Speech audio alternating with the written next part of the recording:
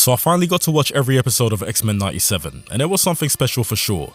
Everything from the animation style, which perfectly captures the 90s aesthetic, to the music and storylines kept me wanting more after each episode. I watched a few episodes of the original series when I was younger, along with the Spider-Man animated series and a few others. And I'll be honest, I was more of a Spider-Man fan back then, but hearing about the release of X-Men 97 made me want to revisit the old series to prepare, so that's exactly what I did. And as expected, it felt better watching it now than it did as a kid. I understood a lot more of what was going on, especially since the series touches on some mature themes. I always appreciate kids shows to sprinkle in deeper themes without going overboard. X-Men 97 picks up right after the events of the original series, as the name suggests. It maintains that familiar feeling while updating certain aspects, but thankfully not so much that it feels too different. The characters act and feel true to their originals, and certain aspects of their personalities are explored even further. Several of the original voice actors return, including Cal Dodd as Wolverine and Lenore Zan as Rogue, with exceptions for those who have sadly passed away.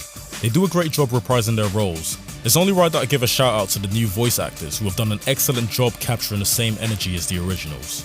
And in my opinion, Marvel shows and films haven't really hit the mark lately. I mean, I tried to give them a chance, but after Secret Invasion I was pretty much checked out. It always felt like they would start a show with a very interesting premise but then fail to execute it during the final episode. This was even the case with shows that I did enjoy like WandaVision. But I'm glad I gave X-Men 97 a chance because it was a show that finally had me hooked from the beginning to end. Of course it wasn't perfect, but all those little imperfections didn't even matter because I had a great time the whole way through. As you can expect with these Marvel projects, there are numerous Easter eggs and references. It had me thinking how crazy it would be if they could build a whole universe based on this X-Men series, as well as the Spider-Man animated series and all the other shows that came out around that time, especially given the cameos from certain characters. The show What If initially had me feeling that way, but it seemed like they didn't want to stray too far from characters in the MCU, as opposed to introducing new ones we haven't seen yet. Long story short, I'm all for a universe being created in the same style as X-Men 97, as long as Disney steps aside and lets the writers and the entire team do what they need to do without interruptions. That approach has obviously been proven to work in the past and currently with the show.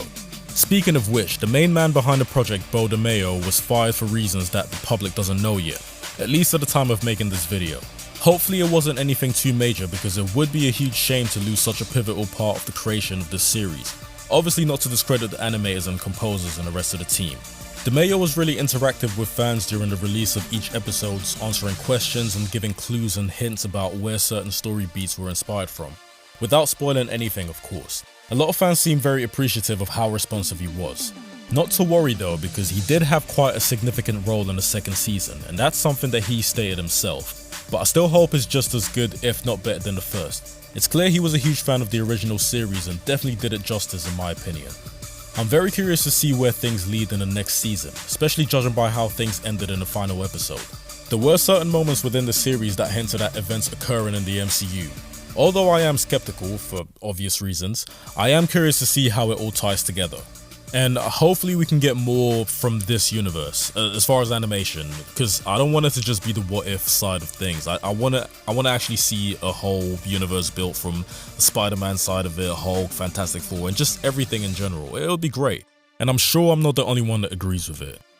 Let me know down below what your thoughts are on the series as a whole and whether or not it was a great continuation from the original. And please like and subscribe for more videos like these in the future. Anyway, that's all I've got for now, so I'll catch you in a bit.